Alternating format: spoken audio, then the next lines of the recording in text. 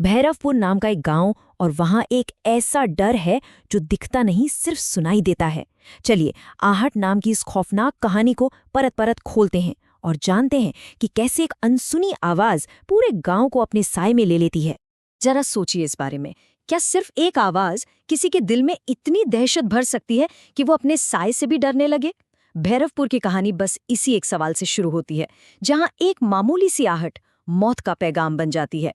तो आखिर ये आहट है क्या? सिर्फ कदमों की एक धीमी आवाज? नहीं, बिल्कुल नहीं। भैरवपुर के लोगों के लिए ये एक ऐसा मनहूस साया है जो आपका पीछा तब तक नहीं छोड़ता जब तक आपकी सांसें ही ना रुक जाएं।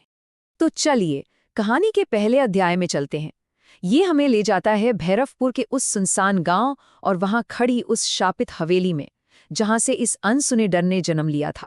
सब कुछ एक मजाक से, एक छोटी सी शर्त से शुरू हुआ, जब रीना नाम की एक स्टूडेंट अपने दोस्तों के कहने पर उस पुरानी हवेली में घुस गई। टॉर्च की कांपती हुई रोशनी में उसे अपनी परछाई के ठीक बगल में एक और साया हिलता हुआ नजर आया, और उसी रात उसने पहली बार कदमों की वह धीमी रहस्यमयी आहट सुनी जो अब उसका पीछा करने वाली थी। लेकिन ये डर सिर्फ रीना तक नहीं रुका।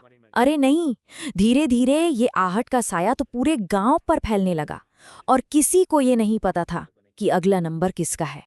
और आहट ने किसी में कोई फर्क नहीं किया, एक डरी हुई स्टूडेंट से लेकर एक पुलिस अफसर तक जो सिर्फ तर्क पर यकीन करता था। गांव का हर कोई इस अनसुने डर का गवाह बन रहा था। ये खौफ अब हर दरवाजे पर दस्तक दे रहा था। गांव के नाई रघुनाथ और स्कूल टीचर अनिरुद्ध दोनों के कानों में एक ही डरावनी फुसफुसाहट गूंजी, तू बच नहीं पाएगा। ये कोई भटकी हुई आत्मा नहीं थी, इसका मकसद साफ था, दहशत फैलाना। और जब सबको लगा कि इससे बुरा और क्या होगा, तो डर ने अपनी सारी हदें पार कर दी। हवेली की दीवार पे खून से लिखा मिला, आहट से बचना नामुमकिन है। ये कोई चेतावनी नहीं, बल्कि एक ऐलान था कि इस श्राप से कोई नहीं बच सकता। अब बस बहुत हो गया था। डर का सामना करने का वक्त आ चुका था। सबने मिलकर फैसला किया कि वो हवेली के पीछे छिपे राज को दुनिया के सामने लाएंगे, चाहे अंजाम कुछ भी हो। और कहानी में सबसे बड़ा मोड़ तब आया जब रीना, जो इस डर की पहली शिकार थी, उसने इसका सामना करने की हिम्मत दिखाई। वो समझ गई थी कि अगर सच सामने नहीं आया तो ये आहटें कभी पीछा नहीं छोड़ेंगी।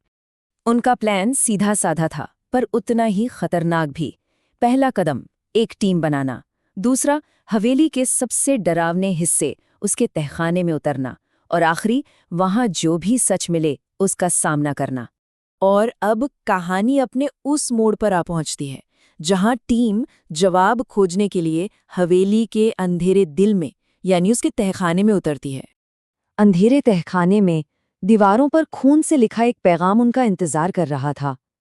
अब ये बात साफ हो चुकी थी कि उनका सामना किसी मामूली भूत से नहीं, बल्कि एक सदियों पुराने और खतरनाक श्राप से है।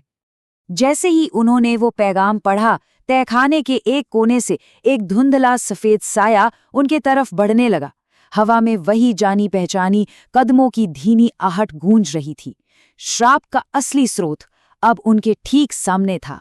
और फिर उस आत्मा ने वो राज खोला जो 100 सालों से दफन था। उसका नाम था ललिता, हवेली की मालकिन, जिसे 100 साल पहले उसी के पति ने दौलत के लालच में इसी तहखाने में जिंदा दफना दिया था।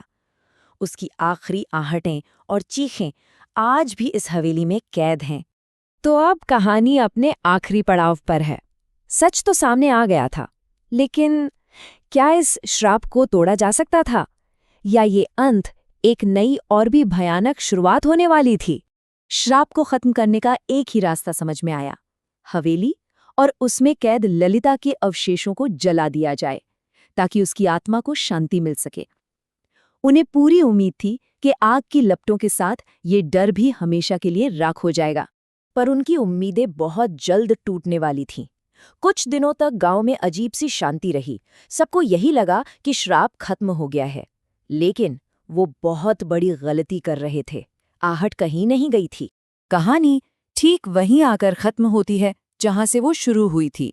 अकेली अपने कमरे में रीना को फिर से वही धीमी, पास आती हुई कदमों की आहट सुनाई देती है। हवेली तो जल गई, पर श्राप जिंदा था।